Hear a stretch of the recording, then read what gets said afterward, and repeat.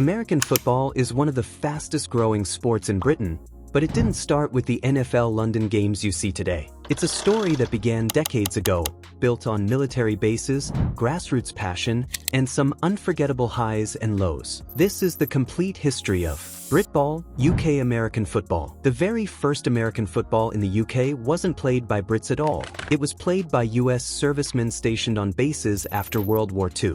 British spectators watched curiously, but it wasn't until the 1980s that the sport truly took off. In 1982, Channel 4 began broadcasting weekly NFL highlights. Suddenly, British living rooms were filled with touchdowns, helmets, and halftime shows. Within a few short years, hundreds of teams were springing up across the UK. From parks to rugby grounds, American football fever had arrived. By the mid-80s, Britball was exploding. There were more than 200 registered teams, some drawing crowds of over 5,000 fans. Teams like the London Ravens, Manchester Spartans, and Birmingham Bulls became household names in the community.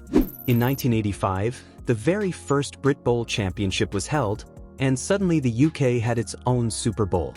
These weren't backyard games. Players wore full pads, imported coaches from the States, and even brought in American imports to raise the standard. The NFL pulled funding from NFL Europe in the late 90s, and the London Monarchs, once Britain's pro team, folded.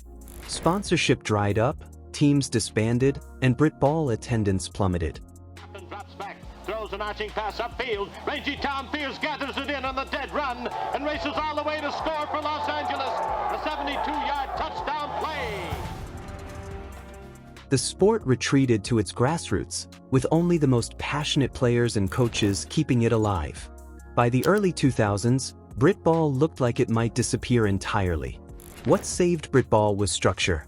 The British American Football Association (BAFA) rebuilt the game with proper leagues, refereeing, and youth development.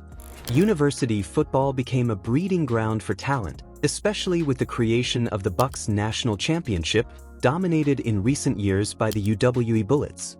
Flag football also took off, giving more players a pathway into the game. Slowly, Britball was reborn, not with the crowds of the 80s, but with a stronger foundation. Today, Britball is defined by powerhouse clubs. The London Warriors, a dynasty, with multiple BritBowl titles. The London Blitz, fierce rivals, building champions for over 2 decades. And the Manchester Titans, kings of the North, now competing in European leagues. With over 100 registered teams across all age groups, Britball has cemented its place as a true national sport, even if it's still in the shadow of football and rugby. And then there's the NFL. The international series brought America's game back to Wembley and Tottenham, selling out faster than Premier League matches. Today, there are 14 million NFL fans in the UK, and 4 million diehards.